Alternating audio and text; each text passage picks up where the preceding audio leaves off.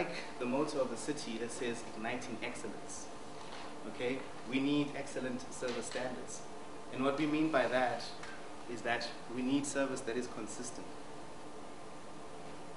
Because excellence is a habit, you know. You need a city where when you expect a service to be delivered to you, right? It's delivered the same way, you know, using standards, you know, world standards, you know, all the time. And you know that you can rely on that service. Local control is, from an economic perspective, knowing very well that you can locally control the services that the city actually provides to its citizens. So it's within your reach, it's manageable, so it's under the city's control. Well, it's good for all of us to know, but then innovative ways of making sure that, you know, that message, a communication or message or information that we want to get through, we target specific people that are affected within that area from the city side. I think it makes sense. So for me, the city has always been buying this, buying that.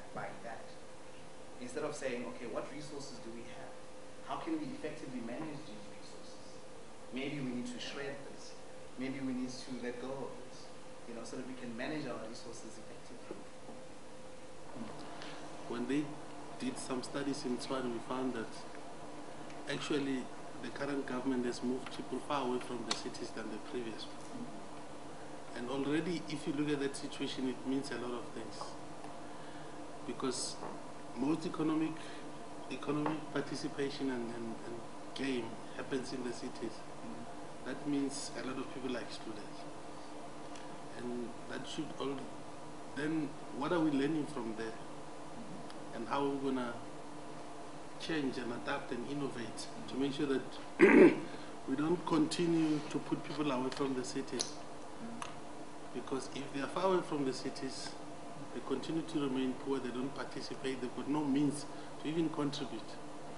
And we either take the economy to them, or we bring them into the cities. And that is why there's the whole game changer thing is to say, let's radically move away from the status quo. Okay, let's, you know, your helper must be your neighbor. You know, in the morning when you go to work, she also walks into your house. Come and clean. And those are some of the game changers they're talking about, to say we don't have to believe that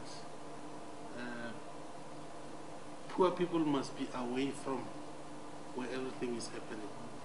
Whether it's around housing, whether it's around transportation, whether it's that will enable them to participate in the economy. So let's come up with new ways, and we could have affordable housing next to the suburbs or the most affluent areas. And that can happen in such a way that we look at new modern ways of where we can fund housing, we can actually build high-rise buildings where people can also reside next to their rich neighbors. So it's all about changing the game, just being radical about the situation, because if we don't, things will not change. Through the whole process, I think at the same time, this is a government thing, this is a national thing, it's a global thing, basically. But there's a point that is missed, and a point whereby us as, I would call us superiors in this whole situation, because we are here in a meeting. And when you look at the age, 2055, most of us will be retired or passed on. The information came from above, but the last person to receive the information is the person who will be alive by then. Who are we talking about? We're talking about students. Yep. We're talking about the youth. We're talking about a South Africa that is very youthful.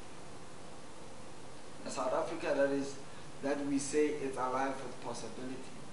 And you know, Mr.